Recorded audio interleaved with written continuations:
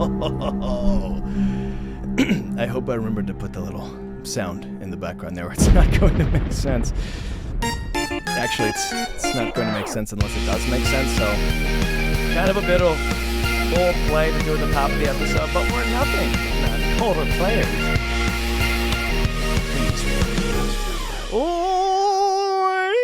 Ladies and gentlemen, welcome back to Full Circus. My name is Tristan. Happy to be here with you guys again today. Let me reiterate something real quick. Gonna be a bit of a shorter episode. I don't quite know how this is going to go. We're kinda pressed for time. Stop me when you've heard this before. Wait! Let me speak my piece.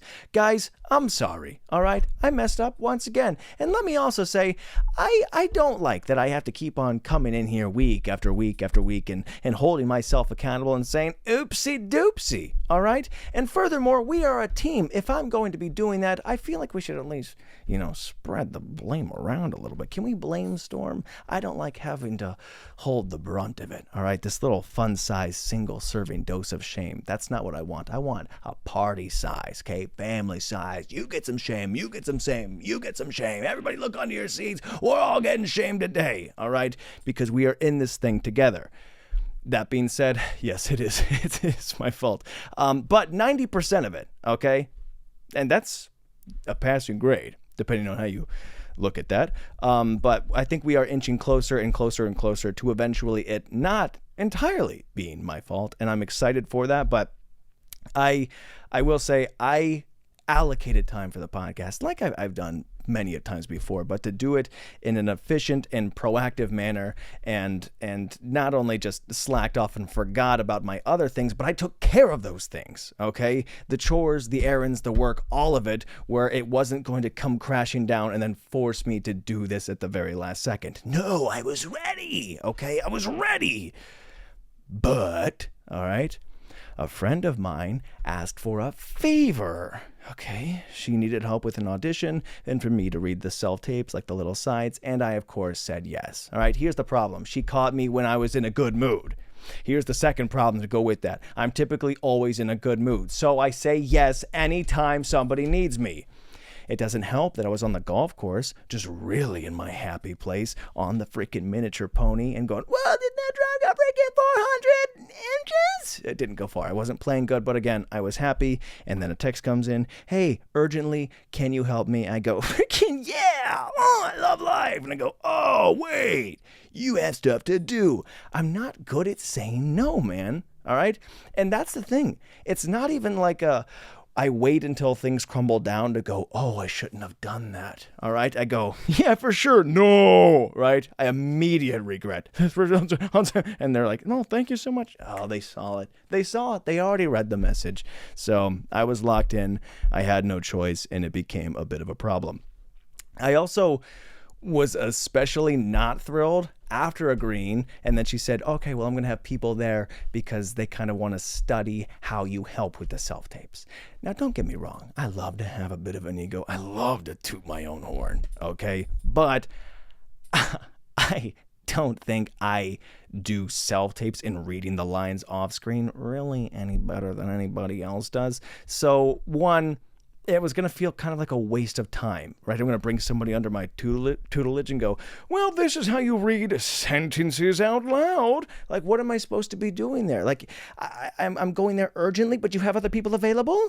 All right? So there's only two things that could be true. Either I'm just a god at assisting, okay? And I elevate the people around me and I make takes usable, or I'm wasting my time. And I would love to believe this one where I'm just amazing at everything. But I fear it was going to be this, where I'm wasting my time. So I went over there, not in the most thrilled of moods, mostly because of my inability to say no, is the truth. It didn't have as much to do with the situation as much as it did me going, oh, you have just like... I have good guy Tourette's, okay? I just go, oh, yes, of course. Hey, Tristan, yeah, I got you.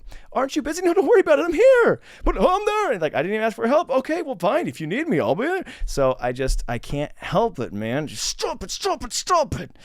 And I can't even punch myself because I'm too much of a good guy. So it's a bit of an issue. But I will say, upon going there wasn't anybody else available, so it wasn't a waste of time. And I did elevate the thing around me, so you know it all worked out in the end because things always work out for me. But it was not the right moment for me, of course, because like I said, I set aside time to do the podcast, and now we're gonna try and get through this thing as fast as possible. And I'm sorry for that, but only 90%.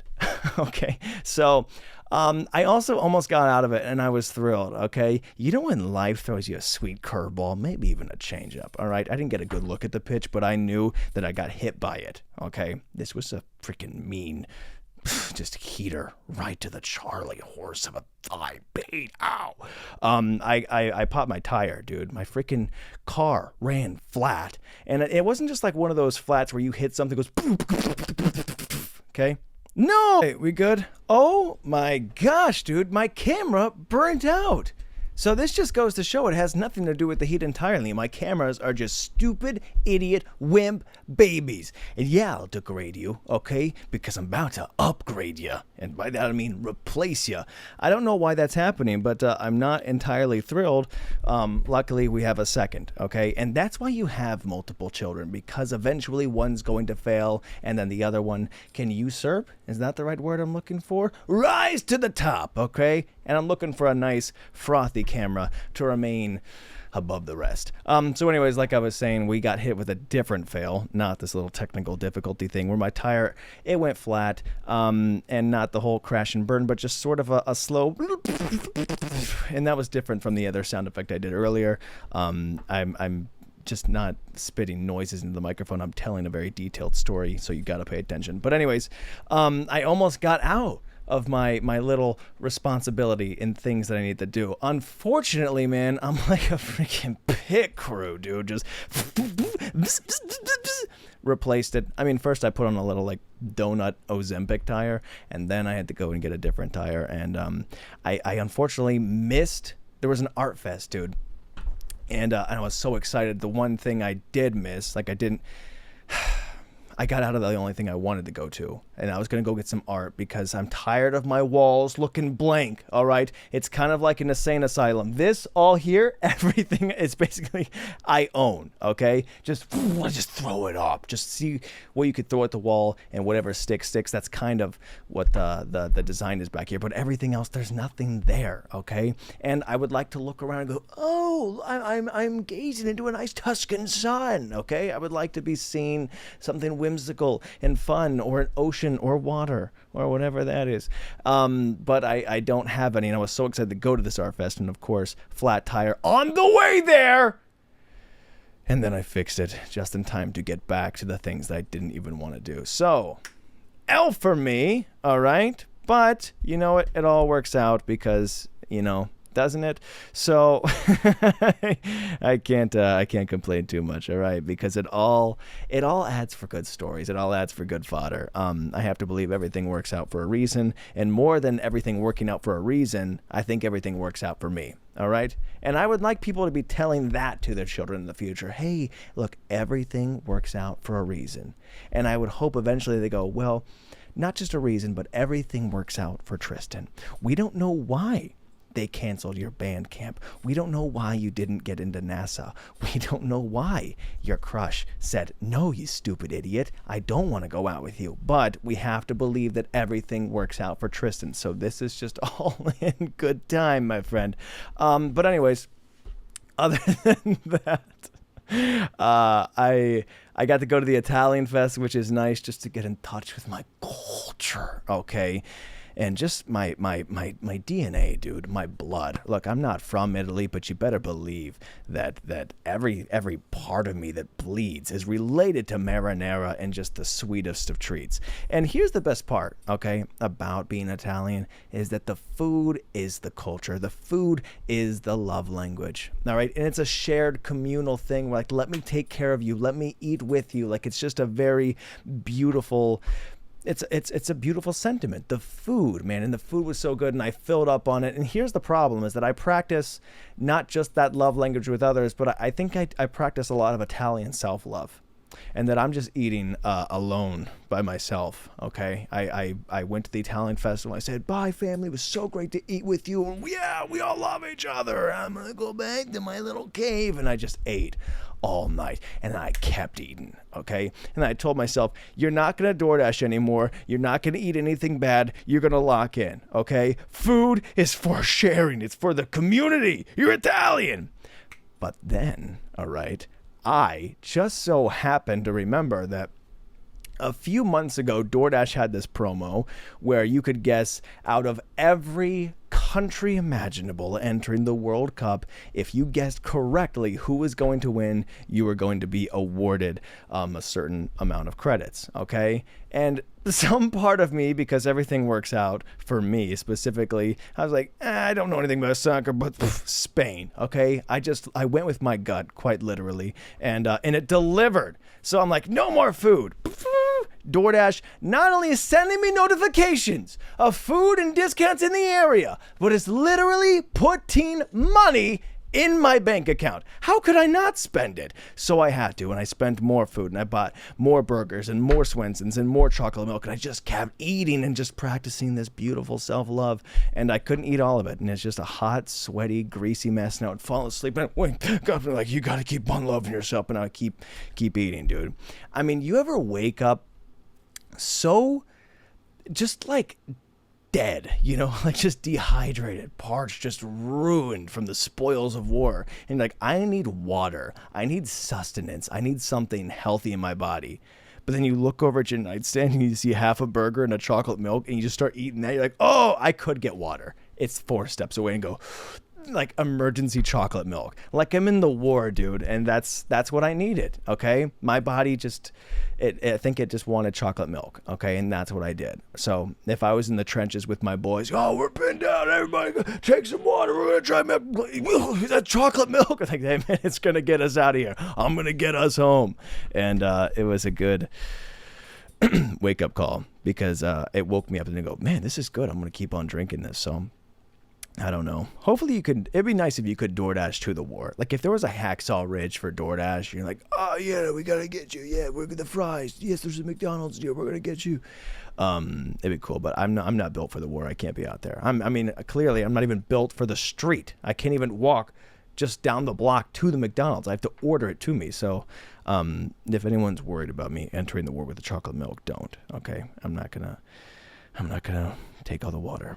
I will take all the chocolate milk though, so we might see a little bit of a crisis, a bit of a chocolate milk drought coming in. So anyways, guys, what else is going on? Dude, I went to see The Odyssey. Holy freaking crap, did I love this movie. And I'm sorry to say this, because a lot of people go, well, you rate things so high all the time, we don't know what you really like, but I'm gonna say 10 out of 10.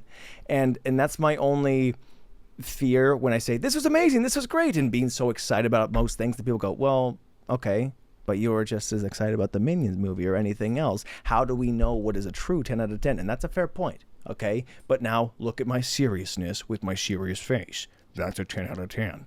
And I mean it, dude. It was so good. I was enthralled all the way from the beginning all the way to the end. And it just crushed, man.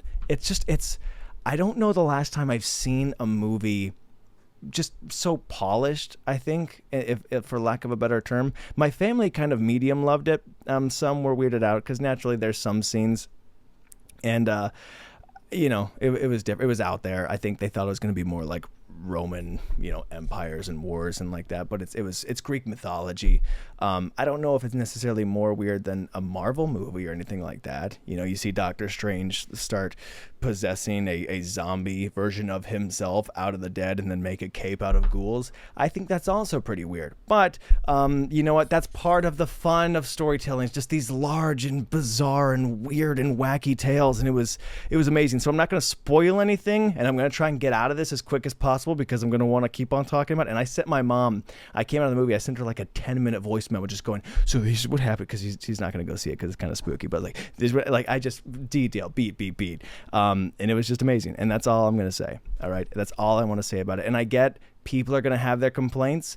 You should go see this movie, but do not listen to outside noise until you go and see it. All right. I see a lot of people going, well, that's not the right Roman attire. All right. Oh, they were using the wrong word choice or the wrong dialect. Oh, there's black people in Greece. This doesn't make sense. Like the complaints just here's the thing is that it lands emotionally. Okay. But in terms of like the dialect, like him saying dad instead of father in some moments, like the story connected and landed and go, well, all these factors are taking me out of the film. It's like, okay, well, there's a Cyclops. All right. It didn't remove me any more from going, well, maybe this isn't as real as I thought. It hit all the emotional beats when it needed to. Just a story of perseverance and regret and a burden of the past and triumph. It was great, dude. And the third act, all right, genuinely 12 out of 10, all right? So I got to keep on upping my bar. If everything's a 10 out of 10, I got to keep speaking even higher of something so you know what I really think of it. Is it long? Sure. But you're not going to notice because the pacing is so well. I will say your bladder will notice, all right? You're not going to know you're sitting there for 3 hours until you keep going, do I have to pee again? Now, it didn't help that I drank like a gallon of chocolate milk and then, Diet Pepsi or Diet Coke or one of the 2 or 4 during the movie. And I was like, I don't want to miss anything. And when you're trying to like gauge in a movie, like when's the slow part gonna show up? Like you haven't seen the movie before. You're like, so that was a pretty big moment. What if maybe they're probably not gonna do any more big moments for a minute? So I just stuck it out because I was too scared. And it's just one of those things where you don't know when to go. But just amazing, dude. Just a filmmaking masterclass, practical FX. They had like Greek instruments where they brought replicas. They didn't even have like reeds for them, dude. And I don't like that I keep saying like now. All right, I think I've been practicing my Shaggy impression lately. Like I would like 2 cheeseburgers and a medium fry. But anyways, yeah, but they made these instruments and it was the first ever thing fully in IMAX. And it was awesome, dude. It was awesome. That's another thing though. People are like, if you can't see it in IMAX, don't even bother go see it. Okay, go see it regardless if it's in IMAX. It's just a different aspect ratio, quality, sound, etc. Like I don't know because I haven't seen it. I'm sure there's more details. Like they cut off a little bit of the headroom. I think like anything else, if you can see more of something, you could stretch out the art. That's great. Okay. But you're not missing anything. And again, I can't really argue because I haven't seen both, but I have to wonder with more space and more things to look at, I wonder if it draws your attention away from like being able to set a focal point and being able to follow exactly what they want you to look at. Maybe for a 7th, 8th, or 9th take, I got to go see it in IMAX and now I can appreciate all the extra details, but we'll see. We will see. It's just, I don't know. I don't know how much extra detail it can actually add or take away from an experience. Like if I zoom in right now, hey, look, you're watching this in standard edition. And if I zoom back out and pretend, hey, well, that's IMAX. Like, was that the craziest thing? Whoa, look at the extra engine we got over here. I don't know if that necessarily changes the game, but I hope so.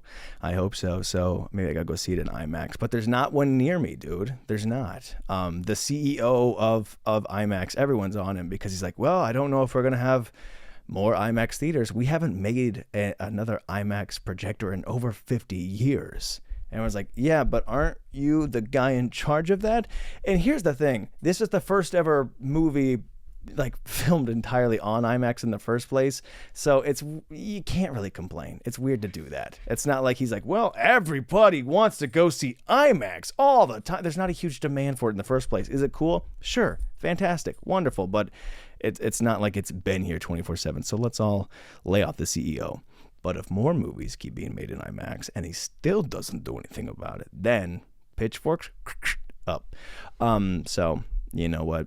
I'm looking forward to seeing that with a full scope of view. But until then, man, IMAX is really just the aspect ratio of your eyes. IMAX? Why do you think that's why they call it that? It takes up the max of your eye? Actually, I did think about that earlier on a walk, and it was almost overwhelming. I was like, whoa. Sometimes you get a little bit tunnel vision, and then you realize just how much is in your scope of view, and you go, I'm IMAXing it. Like there's so much to look at and I have so much to see. And I was like, I'm living life on 16K resolution right now. Granted, my eyes are a little bit blurry, but that's besides the point. Aspect ratio. So I just, I felt pretty happy and stoked. So hopefully they do make that an IMAX version. Anyways, that's pretty much all I really have to say about anything. I didn't mean to end it technically on a movie review, but I haven't really done anything else particularly exciting. Flat tire, had to go and help some people, missed some things, saw some things. I did get to have some friends over, which was interesting to have to clean up. I've been trying to clean up, but having to clean up is a whole other level of, oh man, where you look for extra details. And then people come over and they expect me to have my act together. And now they think higher of me, and that's not what I want. And they go, well, you've got your whole situation together. I don't, okay? I was supposed to have my podcast already recorded, all right? But then I said, yes, too many things, and no, I can't. So I got to go back to the whole thing of leave some dirty dishes in the sink so people know you're not perfect. But again, I don't think that's something anyone should ever worry about. I'm cleaning entirely on your behalf. This is a facade, brother. Okay? You walk in here and you see it clean. Don't think, hey, this is what it looks like 24/7. I was cleaning 8 seconds. Until the time that I heard the door begin to open, I was dusting away. Okay? This is all for your benefit, not so you think higher of me, just so there's a clean space for us to engage in. But it was nice, and we got the skateboard and walk around town. We also went into like a little used treasure store, like one of those. It's not necessarily a thrift shop, I don't think, but just it's an item store. You know, the stores that have items in it, if that helps to narrow it down. And there was a guy. He walked in, dude, and he came in holding these oven mitts, and he goes, "Hey, I brought these from the other store." And I go, "Okay." And I'm just in there looking around, because I just want you to know that I did not steal these. Okay, I'm not taking these from this store. I brought these from another store into this. These are already paid for from another place. I was like, I believe you, and I don't know what's really going on. So then he keeps going on and on, like trying to assure me that he didn't steal those. And it's one of those things where you say it so many times that go, no, maybe you didn't steal these, but what did you steal? Who are you hiding from? So he keeps going. He's like, I'm good. You're not going to worry about it. Everything's cool. I was like, I'm not going to tell anybody, dude. You do your thing. And then he's like, I don't want you to feel like I'm taking from. I was like, oh no, I don't work here. And then after like a minute or two of him going on about this, he goes, oh, a double-handed gasp, dude. Oh, he covers his mouth twice. And he's like, I didn't know. And I didn't say anything else, but I was also wearing a Godfather shirt and Nikes and no badge or any sort of, I was like, yeah, I'm just looking around. All right. I don't think this is necessarily store attire. Okay. To see freaking Marlon Brando and go, oh, do you run this place? It's like, I don't work here, but good luck with that. I don't know what you took or didn't take. But there's cameras everywhere, so you're already doomed. So it was nice. All in all, it's nice to be alive. It's nice to live, all right? And that's how we got to live. Isn't that a special way to close it? You know what? It's nice to live, so live, right? And that's really all I can say. Words of wisdom to leave you by. But I got to get out of here because my aunt is about to leave, or she might not. But I got to be ready for when she does so I can go and take care of some sweet, fat, chubby, chunky dogs because we love them. We love family. So, guys, I will see you in the next episode. And again, we're only getting closer and closer to this not being entirely my fault. Still a passing grade, still a 90. We're getting better. But in the future, I have so many goals and so many things I want to accomplish, but number one, at least this week, is to learn to say no. If you guys can do anything, your homework this week is when somebody asks a favor for you, say no. And maybe that's not sound advice, but just know whatever you do and whatever happens, if you end up saying yes, that at the end of the day, everything works out for me. Thank you, guys. All right, I'll see you. Thanks for hanging out. I love it. Breathe.